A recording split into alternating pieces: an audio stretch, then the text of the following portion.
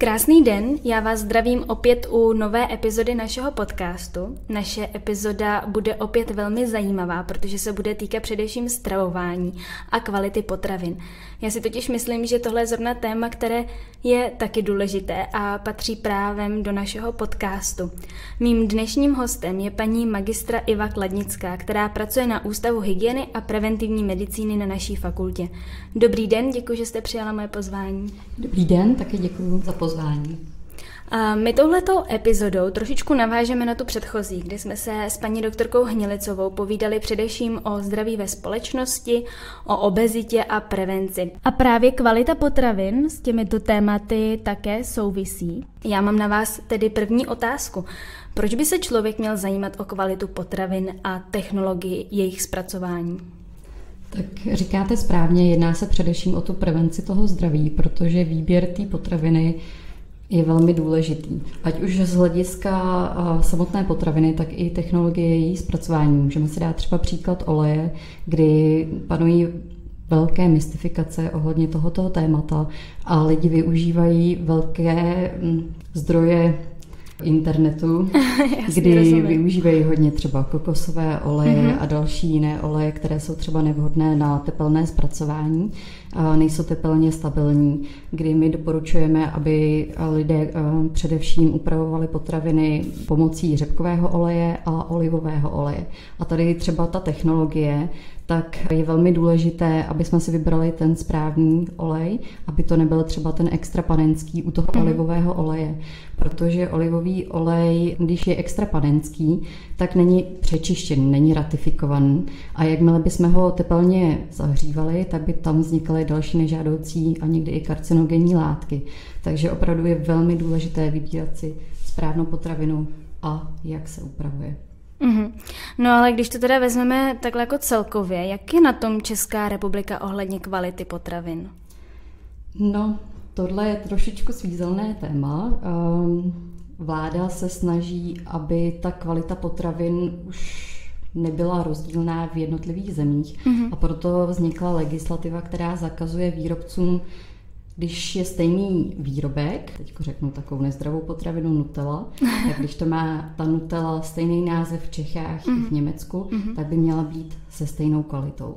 Ale bohužel podnikatelé nebo spíš výrobci tak to obcházejí a vyrábí potravinu s jiným názvem. Takže se to nemenuje úplně třeba Nutella, ale jmenuje se to nějak jináč a už to může mít jinou kvalitu. Může tam být mnohem víc cukru, mnohem více tuků.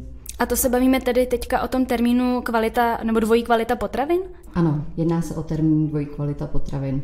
Neměla by být legislativně, ale bohužel je to pořád o tom, že výrobci se snaží obcházet legislativu a obecně platí, že co není zakázáno, to je povoleno. Takže my máme v legislativě přesně stanovené definice některých potravin, že třeba vídeňské párky, které jsou vyráběny v České republice, tak musí mít přesně to stejné složení, ale jakmile jsou třeba vídeňské párky vyrobené v jiné zemi, tak ta vyhláška naše česká pro ně už neplatí, není ratifikovaná a tento výrobek vyrobený například v Polsku, tak může být vyrobený naprosto z čehokoliv, když je tady prodáván. No jo, ale třeba takhle spousta lidí vyjíždí do Německa s přesvědčením, že tam nakoupí kvalitnější potraviny, i když třeba nakupují úplně ve stejných supermarketech, které my máme tady v České republice, tak ale se domnívají, že třeba čokoláda nebo právě ty masové výrobky v Německu jsou kvalitnější. Tak je jejich přesvědčení správné? Je to skutečně tak? Záleží opravdu, co si my přečteme na tom složení. Je potřeba porovnat. Je to opravdu potřeba porovnat, protože jakmile se ten výrobek o trošičku jmenuje jináč, už je většinou jináč i složením. Ono si stačí takhle porovnat různý výrobky, které si kupujete. Sestra byla třeba v Norsku, kupovala si tam mysli určitý, tady přijela, koupila, pardon, že to řeknu, v Lidlu, stejné mysli. Jmenovalo se trošičku jináč a to složení bylo úplně jiné. Fakt, to je zajímavý.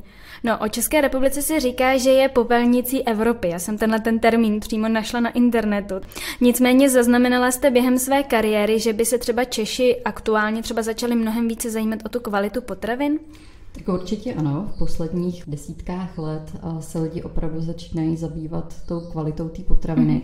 Bohužel s tím zase souvisí to, že ty lidi, jak tomu nerozumí, tak v domnění, že si vybírají správnou potravinou, tak se řídí zase takovýma těma názorama té společnosti. Určitě. Takže třeba si myslí, že když přijdou do zdravého obchodu se zdravýma potravinama, že tam nakoupí jenom zdraví výrobky. To taky není úplně pravda. Musíme se na to dávat pozor a opravdu tu potravinu se kouknout to složení, z čeho je ta potravina složená, protože většinou ty potraviny, které jsou vysoce zpracované, což jsou třeba ty dietní potraviny typu pro bezlepkáře, vegetariánské, veganské výrobky, tak jak bývají většinou více zpracované, to jsou ty rádoby třeba burgery nebo jiné typy potravin, tak jsou mnohem nejzdravější, než kdybychom si koupili obyčejný burger někde jinde. Takže na to si dávat pozor. Jináč popelnice Evropy pořád jsme braní jako Česká republika, jako východní země. Setkávám se s tím docela často v zahraničí, kdy prostě jsme tam zařazováni. Je to trošičku taky tím, jakou tady máme úroveň v těch potravinách i v jiných odvětvích a doufám, že se z toho jednou vymaníme. Přece jenom není to tak dlouho, co jsme Českou republikou samostatnou a osvobozenou. No ale není to třeba tím, že u nás obecně lidé hlavně koukají na cenu, než na tu kvalitu a jsou mnohem více řízeny tou cenou, kterou vidí? Je to tak. Ta cena hraje pro většinu lidí ten prim, když si vybírají tu potravinu a taky to, jestli jim to chutná. Což ty výrobci opravdu na to jdou, aby vyrobili co nejlevnější a nejchutnější potravinu, tak tam přidají mnohem víc cukru a třeba soli do té potraviny, aby to bylo chutnější pro toho spotřebitele.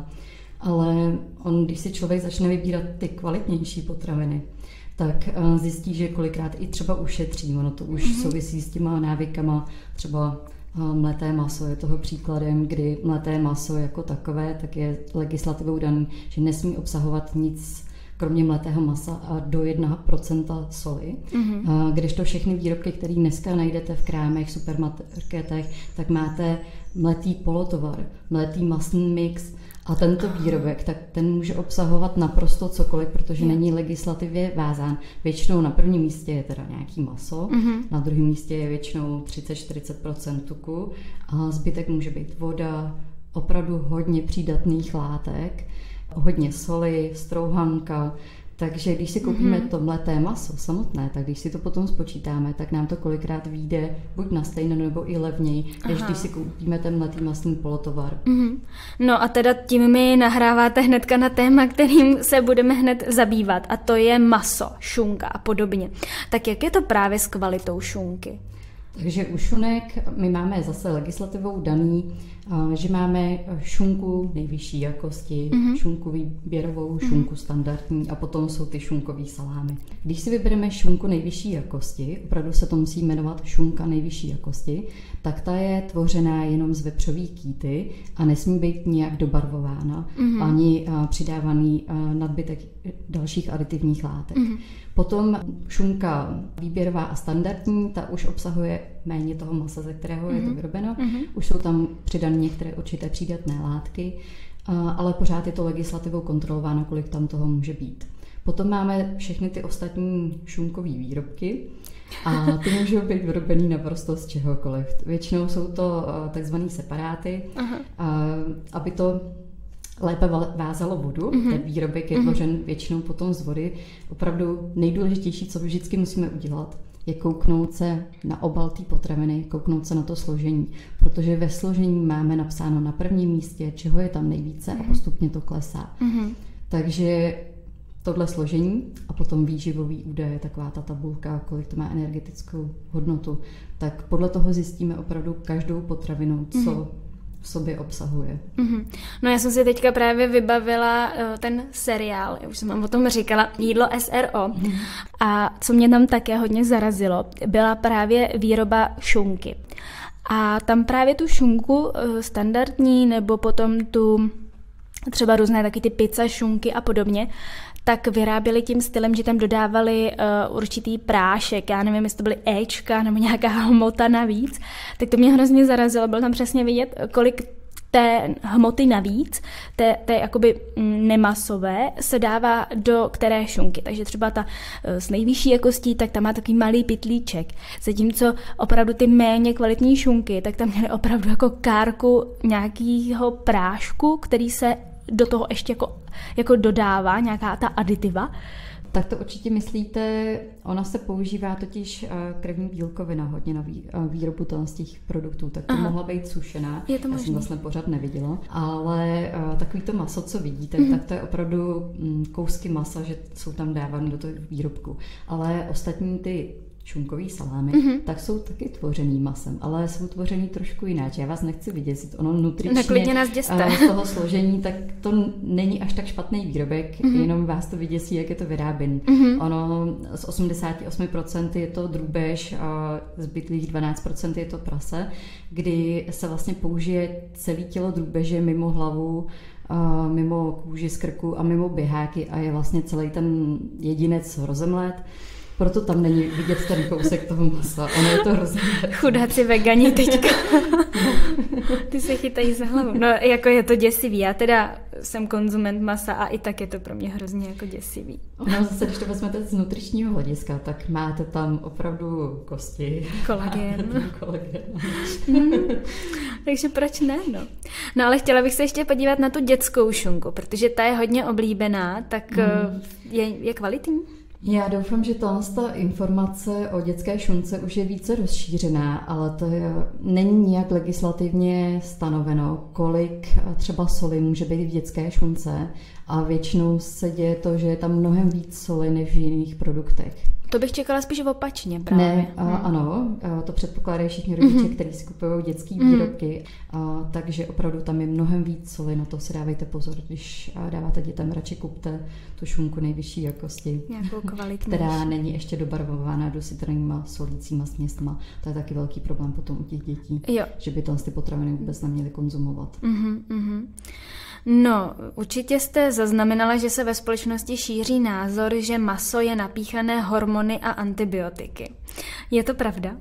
Tak do roku 2007 tomu tak bylo, ale nebylo napíchané to maso, ale bohužel se přidávaly antibiotika jako růstový faktor do krmiv drůbeži a ta drůbež opravdu krásně přirůstala, ty brojleři.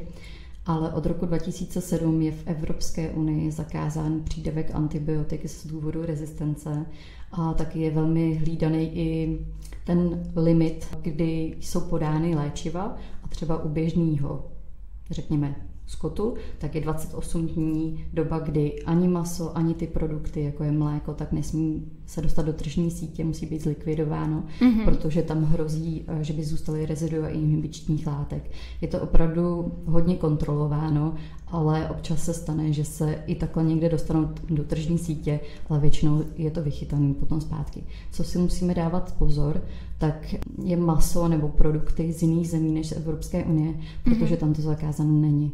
Třeba v Americe, tak bohužel je povolený pořád přídavek antibiotik. No, já jsem si teďka úplně vzpomněla, že jsem někde slyšela názor nebo takový jako zkušenost, že prý, když se přijde někam do těch chovatelských stanic s těmi kuřaty a třeba se tam tleskne, takže zemřou, protože jak jsou hrozně ve stresu v těch klecích, a ještě pod těmi právě třeba antibiotiky, že je to tak stresující pro ně, že by hned zemřeli po tom, co se tleskne. Ono obecně zvířata, které jsou chovaný krátkou dobu a nebo na co největší přírůstek, tak prasata, drůbež jsou velmi náchylný ke stresu. Tam ta genetika, ten chov je cílený na to, aby byl co největší přírůstek, ale nestresová odolnost. Takže to nemusí být ani léčený ty zvířata a ani nemusí být v kleci. Můžete přijít do slepičárny, kde jsou na volno, kdy jsou na podestýlce a změníte třeba jenom teplotu nebo průvan, jináč řízlině, a začnou vám ve velkým hynout jak ta drůbež nebo prase, když potom je převáženo na jatka, tak tím stresem tak dochází vlastně i k tomu, že to maso už nikdy nevyzraje a vzniká takzvaný PSE maso, to je takový to bledé, měkké, vodnaté. U toho vepřového se na to musíme dávat potom pozor na pultu. To je s tím, jak jste možná zmiňoval, to napíchané maso, že pouští více vody, tak to je většinou z těch stresových zvířat. Nemělo by se stát, že by se dostalo na pult, někdy se to tak stane. Většinou tohle maso jde potom do výrobků, třeba do těch šunkových salámů, kdy můžeme vidět, že některé ty výrobky v sobě mají díru. To znamená, že to maso, které oni tam použili, tak ono nedokáže udržet vodu a pustí tu vodu. Většinou to vidíme, když si kupujeme ty šunkový salámy, že mají ve spodu hodně vodičky, tak to je většinou z tohohle masa, anebo že obsahují polyfosfáty, fosforečnany, které vážou tu vodu. Mluvíme o těch šunkách, o těch výrobcích maso jako takový nesmí obsahovat žádný přídatný látky. No ale já jsem teda slyšela, nebo myslím, že jste to i teďka zmínila, že teda maso se napíchává nějakou vodou. Tak to výrobce dělá čistě pro nějaký svůj zisk? Nebo proč? Dělo se tomu hodně dřív, dělo se tomu u kuřecího masa a tenhle proces se nazýval křehčené maso. Naštěstí už se to trochu podchytilo, takže když je maso takto ošetřeno, tak musí být i označeno, že je křehčené. To znamená, že je napíchané, křehčené. On je to způsob tenderizace, zkřehčování masa, marinace vlastně masa. Děje se to třeba, když byste si někde do restaurace šla něco dát, tak oni tam vlastně napíchávají i tu šťávu, aby to bylo jakoby chutnější. Ale tady to, co se prodávalo v tržní síti, tak to byl vyloženě podvod, protože se tam dodalo do toho masa mnohem víc vody. Byl to vlastně větší, těžší kus za určitou cenu, takže jsme si připláceli spíš za tu vodu. Ale opravdu na tom výrobku musí být dneska napsáno, že je to křehčený maso. A zase koukneme se do složení a vidíme to tam. A hlavně zase legislativa zpátky. Jakmile se něco jmenuje maso, třeba drůbeží maso, vepřový maso, tak nesmí obsahovat nic jiného než to maso, nesmí tam být nic jiného přidaného. V jiných odvětvích se to nestávalo. Jak se dřív říkalo, že třeba citrony byly napíchané vodou, tak to vůbec neexistovalo. Ale bylo to právě u toho masa, který je dneska označený jako křehčený. Na co si teda dát pozor, tak jsou mražený výrobky ryb, kdy ryba jako taková tak je ošetřená takovou vrstvičkou ledu, jmenuje se to glazura a je to z důvodu ochrany proti oxidaci tuku a aby ta rybička nevysychala, tak se tam dává tam glazura. Jenže výrobci někdy dělají to, že tam ty glazury dávají mnohem víc, než musí. A zase je na nás, jestli my se koukneme na tu bruto neto hmotnost, jak je tam třeba koupíme kilovou rybičku, ale ta čistá hmotnost může být třeba 700, tak na to si dávat pozor, aby ty rozdíly mezi tím byly co nejmenší. Ne, co koupíme rybu, dáme si na párvičko, máme poloviční porci. No. Takže závěrem z toho číst etikety, koukat na zpracování masa. A je lepší teda kupovat asi zavádějící otázka české produkty. Je to lepší už jenom z toho důvodu, že podporujeme naši českou ekonomiku, snižujeme náklady na dovoz, převoz a hlavně tady v Čechách už si můžeme vybrat někoho, koho se vytipujeme, protože je opravdu hodně menších výrobců nebo zemědělců tady v České republice, který můžeme podpořit tím, že budeme nakupovat jejich produkty. Ono u toho masa tak je taky, aby jsme si řekli český maso, tak se dá, koukněte taky na tu etiketu, co je tam napsáno. Oni už mají povinnost napsat tam, kde bylo zvíře narozeno, kde bylo chováno, kde bylo poraženo a kde bylo baleno. Protože s tím byl velký problém, jak si lidi nechtěli kupovat to maso z Polska, to drůbeží, tak dřív se dělalo to, že oni přivezli tu drůbež z toho Polska, tam ji i zabili, ale u nás se balila a napsala se na obal potom, že český bylo maso. České maso. Takže to už dneska nesmí dělat, už tam musí být napsaný ten proces, vlastně jak se s tím zvířetem zacházelo. A co mě ještě třeba překvapilo v tom cyklu Jídlo SRO, bylo, že existují firmy na výrobu masa nebo šunky, jakýchkoliv masných produktů a ty distribuují své výrobky do různých obchodních řetězců. A dám příklad, tak třeba Lidl, Penny, Kaufland, Billa a podobně. A tyhle ty firmy v podstatě vyrábí stejné výrobky se stejnou kvalitou, a distribuují je a lidé, společnost je třeba navyklá na to, že kupuje maso v Bille, protože tam je vocílka, který má to maso kvalitnější s přesvědčením, že je to třeba od nějakého jako lokálnějšího výrobce. Přitom to maso je úplně stejné kvality, jako by koupili v jiném obchodním řetězci. Většina těch větších firm, Tesco, Kaufland, Lidl, tak si sami určí tomu dodavateli, co chtějí mít napsaný na tom výrobku. Mm-hmm. Já teďko se trošičku odsunu od toho masa, protože to je neměnný. Prostě je maso jako maso, teď záleží samozřejmě, odkud oni to maso koupí, tak tam se liší potom ta cena, jestli je to český maso nebo je to maso ze zahraničí. Ale třeba, já taky řeknu značku teda, máme firmu, no možná radši ne, máme tady třeba české firmy, které vyrábí jogurty a vím z vlastní zkušenosti, že ten prodejce si určí, za kolik si ten výrobek koupí a podle toho se liší i to složení toho výrobku. Takže my na některých jogurtech, když se na ně koukneme, tak je tam třeba vyrobeno tou firmou, anebo je tam napsáno vyrobeno pro Kaufland, vyrobeno pro Tesco a už se to liší i kvalitou toho výrobku. Tak to ale třeba některé výrobky jsou stejný. Stejně jako to maso, tak může být stejný, tak ale vím 100%, že u některých firm se to liší. No, tak to je pěkný. Ono to poznáte hlavně podle toho, jak je tam napsáno vyrobeno pro. Ale tak jako to bych musela chodit, místo půlhodinového nákupu by byl 2hodinový. Ne, ono takovou to čtení těch etiket, to si zvyknete a potom nakupujete opravdu automaticky. Ty potraviny, které znáte, neříkám, abyste nakupoval pořád ty stejný, ale některé ty věci hloubější, třeba ty výrobky pro určitý firmy, tak to se člověk získá tam z té informace časem. Můžu se zeptat ještě, kde nakupujete vy? Různě. Že bychom to jako obšlehli, když vy se v tom vyznáte, tak bychom kupovali ve stejných. Je pravda, že některým výrobkům se vyhýbám, ale z takového toho zdravého rozumu tak nemůžeme se zbláznit a jenom nakupovat určité zdravější potraviny. Je samozřejmě důležité, aby jsme to brali s nějakým nadhledem a třeba z bioproduktů, tak ano, někdo si může třeba cenově dovolit i nakupovat jenom bioprodukty. Je to samozřejmě výhoda, podpoříme tady zdejší menší, když si nakupujeme české výrobky, tak podpoříme tady ty zemědělce menší. Je to lepší i pro přírodu, je to lepší pro naše zdraví, protože tam není tolik kontaminujících látek, ale chápu, že to některý lidi nevyužívají. Proto je důležité třeba se zamyslet nad tím, když si používáme citron, jestli používáme i tu kůru.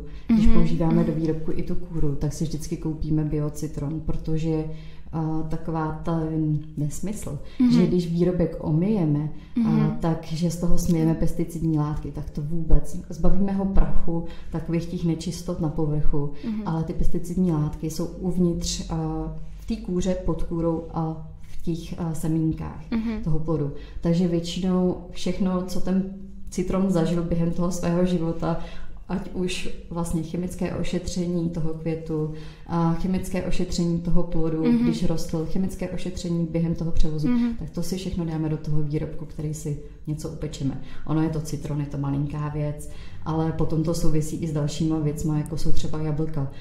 Že jo, nejvíce vitamínů je pod slupkou těsně a my bychom se jí museli neustále zbavovat. Naše zdraví je opravdu velké ovlivňováno tím vnějším prostředím, kdy, přiznejme si to upřímně, ta chemizace se opravdu zvyšuje a nejenom chemizace toho zemědělství, ale jsme ovlivněni opravdu širokým spektrem různých chemických látek. Takže aspoň tu tím bychom si to mohli snižovat, že bychom se zamýšleli, který typy potravin si vybereme. No, my už jsme tady načali, tedy biopotraviny. Podléhá vůbec toto označení nějaké legislativě? Podléhá to docela přísné legislativě a to opravdu v zemědělství už jenom při ošetřování té půdy, tak i jak se musí zacházet s tou zvěří, která produkuje třeba ty produkty nebo s těma stromama. A jsou tam docela přísné podmínky, které jsou pravidelně kontrolovány a následně ten produkt, aby mohl být označený jako bioprodukt, tak musí být schválen a získat kód. Máme tady 4 kontrolní orgány, 3 jsou soukromé, kdy mají takový kód, který si můžete vyhledat potom, na každém produktu musí ten kód být napsaný a my si můžeme dohledat podle toho kódu ten výrobek, jestli byl opravdu schválený, když úplně nemáme tu důvěru v toho výrobce, že tam tohle dal a musí být označen zebrou. Je to pouze u balených výrobků, že jsou označený zebrou a kódem, ale u nebalených výrobků by vám to měl vlastně ten prodejce nějak doložit, že se jedná o biovýrobek. To je docela velká problematika tržnic, tržišť, co tady probíhají hodně třeba na náměstí, tady u nás v Plzni, kdy se stává docela často, že sem dojedou prodejci, kteří nejsou úplně tak čestní a třeba se nakoupí výrobky v Makru a tady je potom prodávají za dražší cenu. S domněním, že to je bio. Že se jedná o biovýrobek. Přesně tak. No a dá se obecně říct, že jsou biopotraviny zdravější? No, určitě neobsahují ty chemické látky. A teď myslím ale chemické látky, kterými byly ty produkty ošetřeny. Ale je tam třeba problematika, že nejsou tak hezký, protože oni jak nejsou ošetřovaný těma chemickýma látkama, tak třeba není tak velký výnos toho výrobku a můžou podléhat různým škůdcům a parazitům, ale to by mělo být ošetřený, aby se toho na ten trh nedostalo. Takže oni jsou třeba nevzhlednější a nedosáhnou výrobní kvality. Ne tý zdravotní, ale výrobní kvality. Takže určitě já taky sama mám zahrádku, takže se tam snažím vůbec nic takového nedostávat. Pro naše zdraví z dlouhodobého hlediska je to lepší, když ten výrobek pro nás není třeba tak atraktivní. No já bych se dostala úplně k jinému tématu, a to sice, jestli je vůbec nějaká norma, podle které si může výrobce na své produkty nalepit třeba známku fitness, linie, high protein, to je taky tak hodně oblíbený. Podléhá to nějakým normám, nějaké legislativě? Záleží, jaký tvrzení to je. Třeba fitness linie, tak to může si výrobce napsat na jakýkoliv svůj výrobek. A když je to nějaký výživový tvrzení, ať už o složení třeba high protein, tak už by mělo být legislativou třeba, že obsahuje, teď pásnu, protože tohle přesně nevím, o 20% více proteinů než běžně ten výrobek prodejný. Ale celý obal toho výrobku je vlastně reklama toho prodejce, takže to ráda předvádím na některých těch výrobcích. Ten obal tak většinou je tvořený tak, že je tam napsáno domácí, tradiční. Tak to jsou všechno názvy, které si výrobce může napsat na ten výrobek. To obejde trošku.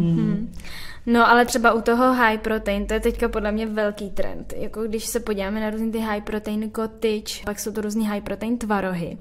A já se vždycky podívám a tam je jako třeba o 1 gram bílkoviny víc, než v tom normálním produktu. Tak může to tak být. Je to matoucí pro toho spotřebitele, marketing. Ale je to marketing. No, jedním ze zajímavých produktů je také mana. Jaký je váš názor na tento produkt? No, já jsem obecně teda pro tradiční stravu u lidí, protože mana to je v podstatě práškový výrobek, kdy vy byste nám mohla dát přednášku o tom, jak je důležitý kousat, polikat, jak je důležitý mít pevnou stravu v žaludku i ve střevech. Takže je to opravdu jenom práškový výrobek, který svým složením není špatný, ale zase oni mají, mám dojem, jenom 2 práškový výrobky, myslím jeden nějaký normální, jeden nějaký čokoládový. Pak nějaký tekutý rovnou už vyrábí. A teď jsem koukala, že mají i burgery. Ježiš, opravdu? Ale to jsem teda nekupujte teda. Dobře, to už není kvalitou tak dobrý. Jedná se o veganské výrobky, takže už jenom složení těch aminokyselin nám nepokryje ty esenciální aminokyseliny, které my potřebujeme pro náš organismus. Koukala jsem, že jsou tam bílkoviny rostlinný, jenom z určitých druhů, které se opakují u všech jejich produktů.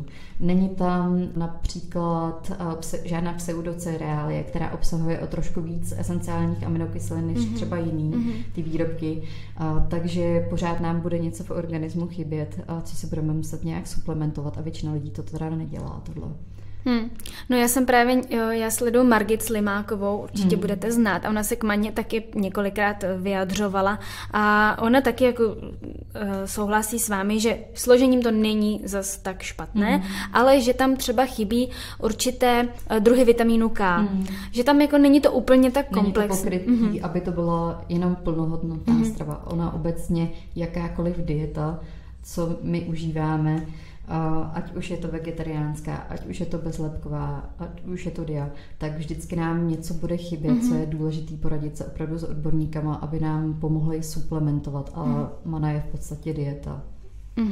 No takže já si třeba představím Manu, když jedu do hor a potřebuji mít lehký batoh, protože jdeme túru obrovskou, tak s sebou v rámci třeba místo svačinky. Tak... Když něco konzumujeme krátkodobě, nebo občas, tak nevadí, že budeme konzumovat i něco, co není vyloženě zdravýho nebo takového jednorázového, ale nemůžeme na tom založit celý náš jídelníček, jako jsou teďko právě oblíbený víčka, přepuštěný máslo, kdy jsem se dozvěděla, že je velmi populární a lidi ho začínají nahrazovat za jakýkoliv tuk, který používají. Není to, že by si ho použili občas, to nevadí.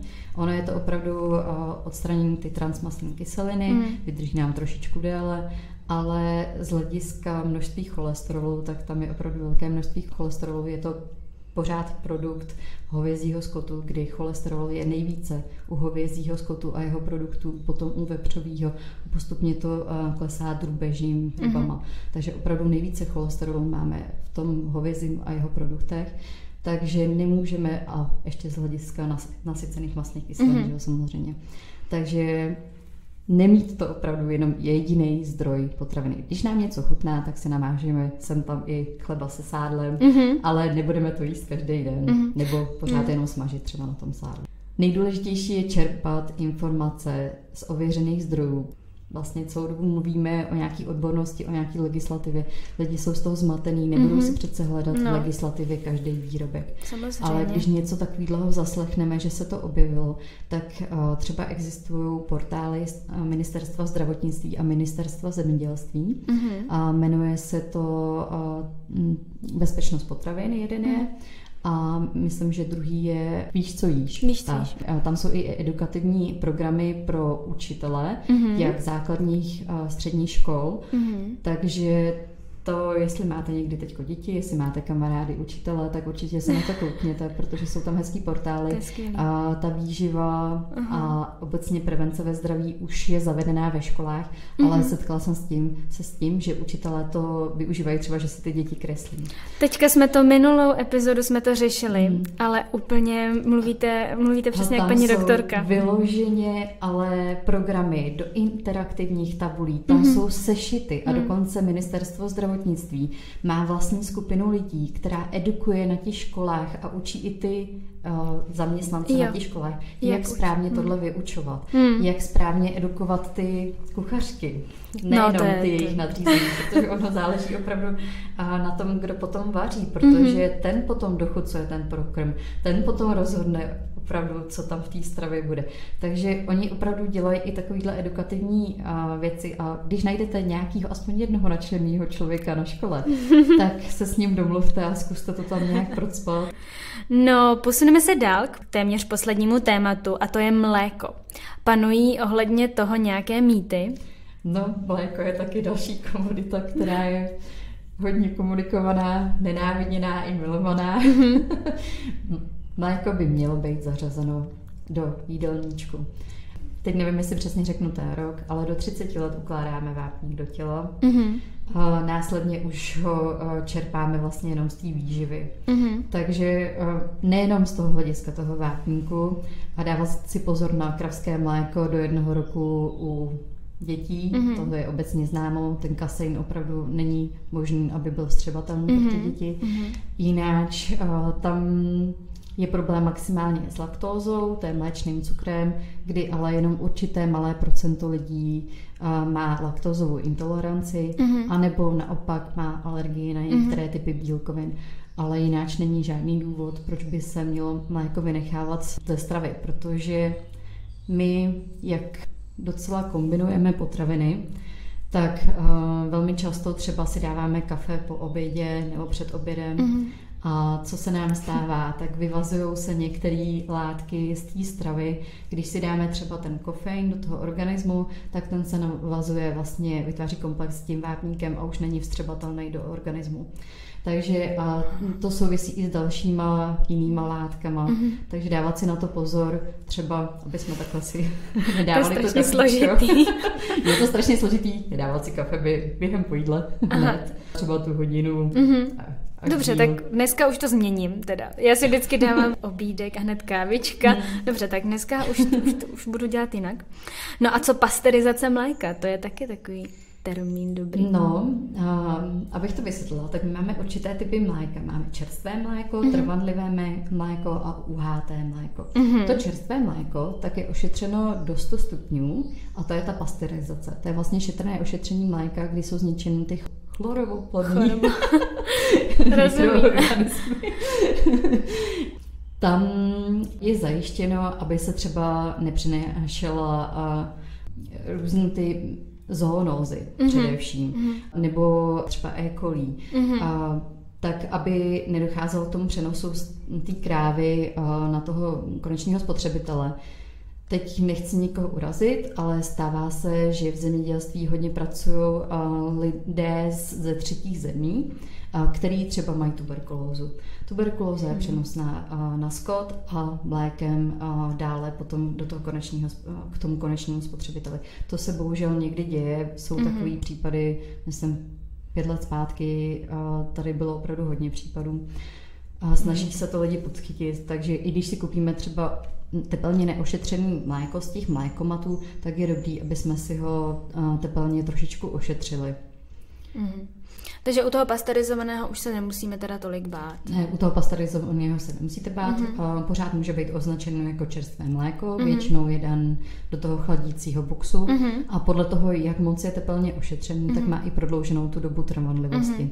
Potom máme vlastně mléka sterilizované nebo velmi vysoce teplně upravené a tam se děje to, že některý lidi je nemají rádi, kvůli tomu, že je tam taková lehce jako vařivá chuť, ale jako běžný spotřebitel to většinou nepoznáme. Je to výjimka pár lidí, kteří to nemají moc rádi. Ale existují i typy ošetření, kdy se dá hodně toho vysoce teplně ošetřený mléko jinýma metodama, ale to asi úplně probírat nebudeme. Takže tam ta chuť není. No a jediný, jak se vlastně liší to tepelně neošetřený mléko, které jde třeba přímo z toho kravína, tím mlékomatem, takže ono není odvětrávané a není tam standardizovaný tuk. A je potom teda lepší kupovat čerstvé mléko nebo trvanlivé? Nebo je to jedno?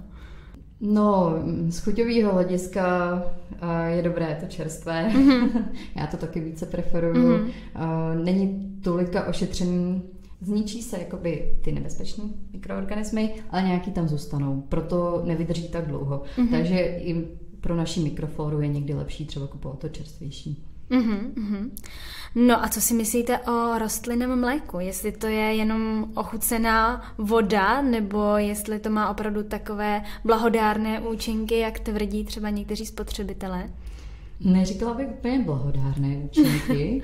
A velmi záleží, jaké rostlinné mléko si koupíme. Protože existují rostlinná mléka, které jsou vyloženě výtažek nebo macerát z toho daného produktu, ale třeba mandlový mléko nebo sojový mléko. Co je velký problém, tak jsou ty sojové produkty, protože většinou vegetariáni mají ve své stravě opravdu velké množství sojových produktů.